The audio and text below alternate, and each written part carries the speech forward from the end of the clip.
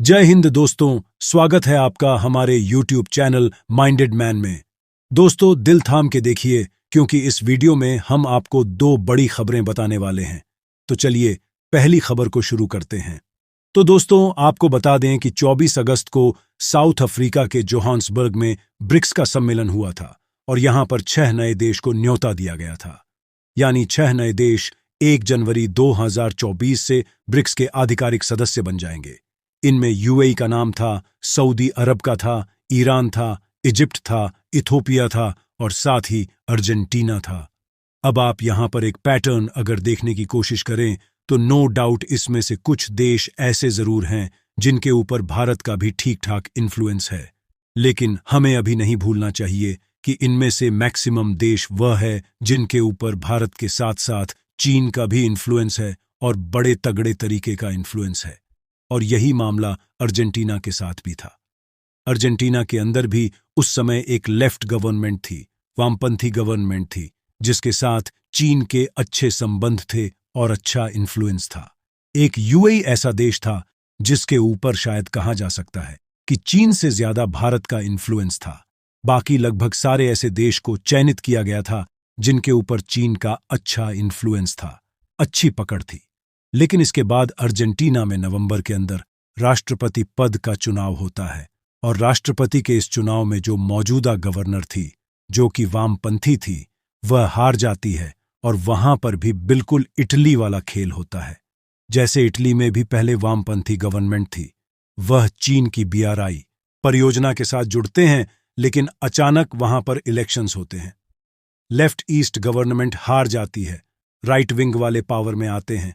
Giorgia Meloni वहां पर नई प्रधानमंत्री बनती हैं और उन्होंने सबसे पहला झटका चीन को ही दिया और बीआरआई परियोजना से अपने आप को बाहर कर लिया। ठीक इसी तरह का कांड अर्जेंटीना में भी हुआ, क्योंकि अर्जेंटीना में अब राइट विंग गवर्नमेंट आ चुकी है, लेफ्ट गवर्नमेंट बाहर हो चुकी है और जेवियर मिले, जिन्हें कि अर्जेंटीना का डोनाल्ड ट्रंप भी कहा जाता है और कट्टर राइट विंग व्यक्ति माने जाते हैं, ये गवर्नमेंट में आ गए हैं और इन्होंने सिरे से इनकार कर दिया है कि अर्जेंटीना ब्रिक्स का नया सदस्य नहीं बनेगा। तो जिन 6 देश को ब्रिक्स के नए सदस्य के तौर पर नामित किया गया था, उनमें से अब 5 ही मान लीजिए, क्योंकि अर्जेंटीना अब ऑफिशियली इससे बाहर निकल चुका है। तो यह ब्रिक्स संगठन के हिसाब से तो सही बात नहीं लग सकती, और ब्रिक्स का चूंकि भारत भी सदस्य है, इसलिए यह जरूर कहा जा सकता है कि देखिए, इससे तो भारत को भी नुकसान है। ब्रिक्स से चीन और रशिया की तरह ही भारत को भी काफी उम्मीदें हैं, लेकिन चीन को कुछ ज्यादा ही थी, क्योंकि ब्रिक्स को लेकर रशिया और चीन की महत्वाकांक्षाएं काफी ज्यादा बढ़ गई थीं। ब्रिक्स को नेटो के टक्कर में तैयार किया जा रहा था और ब्रिक्स को लेकर एक नई करेंसी को भी लॉन्च करने की बात कही गई थी, जहां पर शायद चीन की करेंसी युआन का ज्यादा बोलबाला होता, और अगर ज्यादा सदस्य इसमें रहेंगे, चीन के इन्फ्लुएंस वाले रहेंगे, तो चीन के व्यापार को और चीन की करेंसी को इससे काफी बूस्ट मिलता। लेकिन अब अर्जेंटीना का इस तरह से बाहर निकल जाना, ये चीन के लिए बहुत बड़ा झटका है और बिल्कुल वैसा ही झटका है जैसा कि इटली के द्वारा दिया गया। अगर भारत को अर्जेंटीना के साथ पायलट रिलेशनशिप को मेंटेन करना है और ज्यादा प्रगाढ़ करना है, तो बिल्कुल इटली जैसा ही हाल हो सकता है। हम लोग पायलट अप्रोच लगाकर अर्जेंटीना के साथ संबंध पहले की तुलना में और मधुर कर सकते हैं, जैसा इटली के साथ देख रहे हैं। आज इटली भी भारत के सबसे अच्छे दोस्तों में से एक हो गया है। तो इसी तरह की चीज अर्जेंटीना के साथ भी की जा सकती है। जरूरी नहीं है कि अर्जेंटीना जब ब्रिक्स का सदस्य बनेगा तभी भारत इसके साथ पायलट रिलेशनशिप को प्रगाढ़ कर सकता है।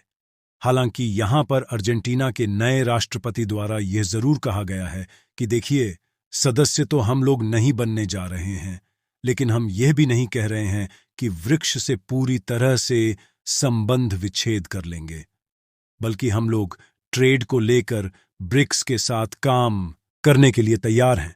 और इस दौरान उन्होंने फॉर्मल बातें करने की कोशिश भी की। देखिए, ब्रिक्स से अपने आप को बाहर तो कर ही लिया, लेकिन डायरेक्टली संबंध भी खराब न कर लें।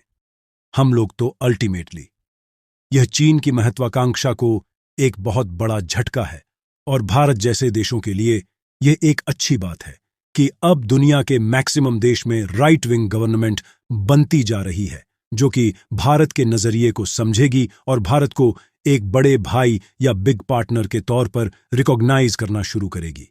इसके अलावा इसी खबर में बोनस खुशखबरी आपको यह मिलने जा रही है कि यह जो अर्जेंटीना के नए राष्ट्रपति बने हैं, जेवियर मिलेगी, ये कम्युनिस्ट विचारधारा के घोर विरोधी हैं, तो अल्टीमेटली यह ब्रिक्स संगठन से अपने आप को बाहर करके ये जो लीपापोती करने की कोशिश कर रहे हैं कि देखिए बाहर जरूर जा रहे हैं लेकिन ट्रेड जरूर करेंगे, इसका भी कोई मतलब नहीं निकलता और यह चीन के साथ संबंधों को उस लेवल तक नहीं ले जाएंगे जिस लेवल पर अर्जेंटीना की पुरानी गवर्नमेंट ले गई थी।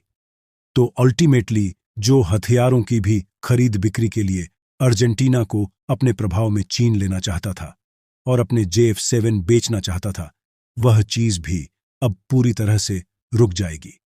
और अगर अर्जेंटीना के नए राष्ट्रपति इतने बड़े कम्युनिस्ट विरोधी ही हैं और वह चीन के साथ संबंध अच्छे नहीं रखेंगे, तो बाय डिफॉल्ट ऑफ भारत के साथ अच्छे संबंध रखेंगे ही रखेंगे और भारत के साथ एक तरह की वफादारी वह हमेशा मेंटेन करके रखेंगे।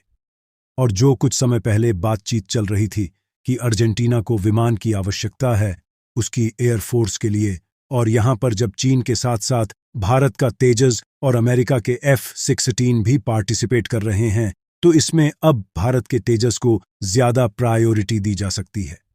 तो वहीं पर जो दूसरी खबर निकल कर आ रही है वह यह है कि लाल सागर से एक और बुरी खबर निकल कर आ रही है।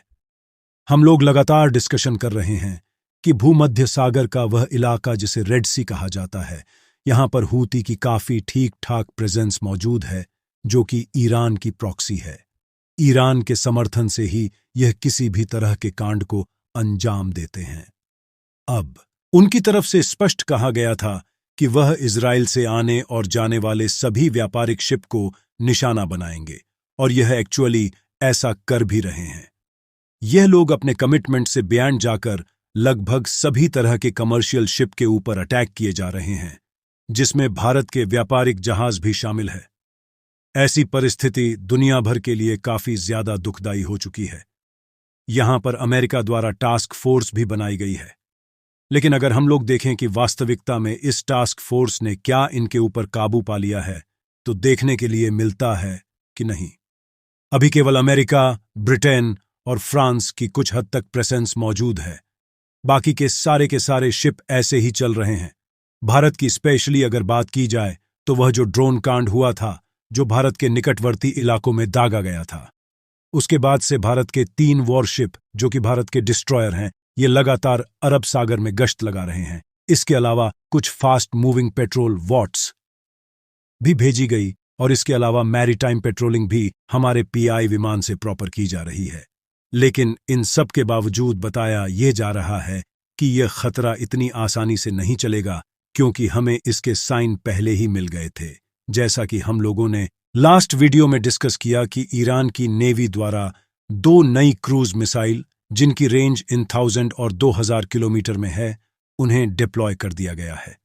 हिंद महासागर के आसपास इसके अतिरिक्त एक और कांड देखने के लिए मिला और वह कुछ इस तरह का था कि सऊदी अरब से एक शिप पाकिस्तान जा रहा था, उसके ऊपर भी इन लोगों ने अटैक किया। यानी यह लोग तो ब्रदरहुड वालों के ऊपर भी अब अटैक कर रहे हैं।